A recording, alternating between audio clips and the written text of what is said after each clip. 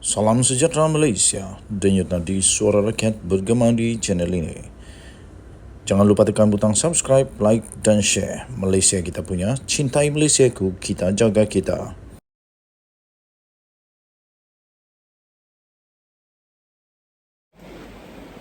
Salam sejahtera Malaysia, denyut nadi suara rakyat bergema di channel ini.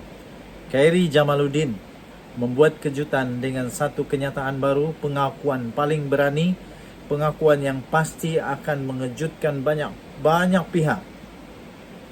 Dan pengakuan ini juga pasti akan membuatkan Datuk Seri Anwar Ibrahim terkagum-kagum, terkejut dan pasti mahu kalau ada manusia seperti KJ ini yang di dalam Pakatan Harapan. Okay, so tiba-tiba sahaja Khairi Jamaluddin muncul dan membuat kejutan. Khairi Jamaluddin berkata, berilah peluang kepada kerajaan baru ini untuk jalankan tugas. Itu kata Khairi Jamaluddin. Yang saya suka dengan Khairi Jamaluddin ni, the level of professionalism dia. Saya suka dengan dia kerana dia tak gila kuasa. Dia tak peduli tentang kuasa sangat. Malah dia kata dia tak perlu sangat pun. Dia tak pedulikan sangat, dia tak jadikan benda yang nombor satu untuk jadi datuk kah, Datuk Seri kah, Tan Sri kah. Sebab tu sampai sekarang dia tak ada title datuk. Sebab dia okey je. Kerajaan baru perlu diberi peluang untuk menjalankan tugas, memandangkan negara pada ketika ini memerlukan kestabilan politik. Bekas Menteri Kesihatan iaitu Khairi Jamaluddin Abu Bakar berkata, prestasi kerajaan itu perlu dilihat pada jangka masa panjang dan tidak bagus untuk negara sekiranya terlalu cepat dalam pertukaran pimpinan itu dilakukan. Katanya dalam kenyataan tersebut, pendapat saya negara kita memerlukan kestabilan politik.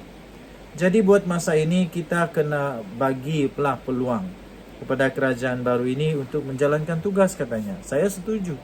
Kalau kamu setuju, kamu boleh komen, saya setuju. Tambahnya lagi, sebab saya rasa tidak bagus kalau kita cepat sangat tukar. Sekarang ini kita kena ada stabilan politik. Tetapi long term, jangka masa panjang, kita kena tengoklah.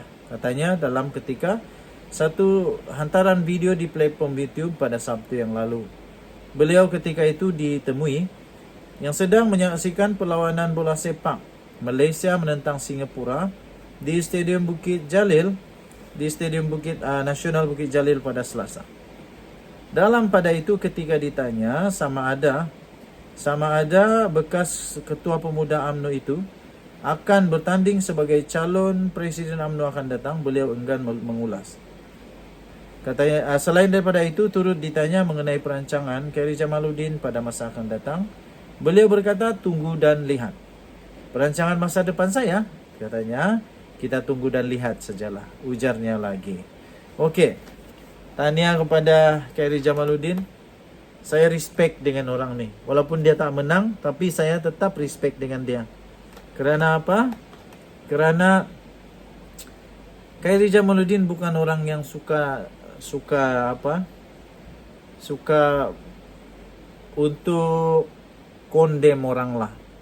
Dia tak suka condemn orang, dia tak suka hina-hina orang. Dan paling saya suka, kamu masih ingatkah Khairi Jamaluddin? Dia cukup berani untuk menyatakan kebenaran. Dia berani menyatakan melawan Najib Razak yang sekarang ini sudah terbukti apa yang Khairi Jamaluddin kata itu memang betul. Tentang rasuah, penyalahgunaan kuasa, penyelewengan dana 1MDB, SRC International. Khairi Jamaluddin memang bagus. Dan ternyata Khairi Jamaluddin tak suka dengan perkara-perkara yang tak betul. Itulah yang saya suka dengan Khairi Jamaluddin. Kalau kamu setuju, kamu boleh kata saya setuju. Denyut nadi suara rakyat bergema di channel ini. Kita jumpa lagi. Bye-bye. Salam sejahtera Malaysia. Denyut nadi suara rakyat bergema di channel ini. Aku gembira saat sekarang berada di tepi hutan cantik. Saya sengaja untuk merakam kali ini di tepi hutan. Kerana apa? Keadaan politik kita sekarang ini macam di hutan rimba. macam di hutan rimba, semuanya macam tidak terkawal. Tapi harap-harap semuanya dapat dikawal dengan kebijaksanaan daripada Perdana Menteri untuk mengawal keadaan semasa ini. Kita berharap semua dapat dikawal. Okey, tuan-tuan dan puan-puan, 7 adun Pakatan Harapan mencadangkan wujudnya kerajaan perpaduan di Sabah. Sira berikan komen kamu sekiranya kamu setuju bahawa di Sabah pun perlu untuk kerajaan perpaduan ditubuhkan seperti mana ditubuhkan di Semenanjung di Semenanjung Malaysia, iaitu di Pahang dan di Perak kalau saya tidak silap, dan juga di Kerajaan Persekutuan juga telah ditubuhkan kerajaan perpaduan. Jadi 7 adun PH mencadangkan wujudkan kerajaan perpaduan. Sekiranya ada setuju, sila komen. Pakatan Harapan PH Sabah menyarankan agar satu kerajaan perpaduan dibentuk di negeri itu sebagai satu jalan untuk menyelesaikan kemelut politik yang melanda ekoran penarikan sokongan Barisan Nasional semalam. Dalam satu kenyataan yang telah dikeluarkan pada hari ini, 7 adun daripada Pakatan Harapan juga berharap mereka memberikan sokongan. Berkata mereka memberikan sokongan kepada Haji Jinur untuk terus memimpin kerajaan negeri selaku Ketua Menteri. Tahniah diucapkan kepada Ketua Menteri Sabah ini kerana beliau dapat sokongan penuh daripada 7 ahli Pakatan Harapan ini. Walaupun begitu, mereka mencadangkan supaya ada satu kerjasama disebut kerajaan perpaduan. Susulan daripada sokongan ini, kata mereka, kami bersetuju bahawa satu kerajaan perpaduan Sabah boleh dibentuk seperti amalan di peringkat persekutuan, kata mereka. Kami berdoa agar kemelut politik akan berakhir dalam masa terdekat dan kesejahteraan rakyat Sabah terus dibela dengan sokongan ini, kata kenyataan bersama itu. Kenyataan itu telah ditandatangani oleh adun daripada Api-Api, Christina Liu, Pun Fung Ming daripada Tanjung Papat, Ewon Benedik daripada Kadamayan, Pung Jin Ze daripada Luyang dan Jenny Lasimbang daripada Kepayan, Tan Lifat daripada Likas dan Petro Galim juga daripada Inanam. Dalam pilihan raya negeri yang lalu pada 27 September tahun 2020 yang lalu, GRS telah berjaya membentuk kerajaan selepas mereka memperoleh majoriti yang amat tipis dengan hanya memenangi 38 daripada 73 kerusi Dewan Undangan Negeri DUN Sabah. GRS pada masa itu ditunjangi oleh Perikatan Nasional yang telah memenangi 17 kerusi, Barisan Nasional 14 dan Parti Bersatu Sabah pula 7 kerusi.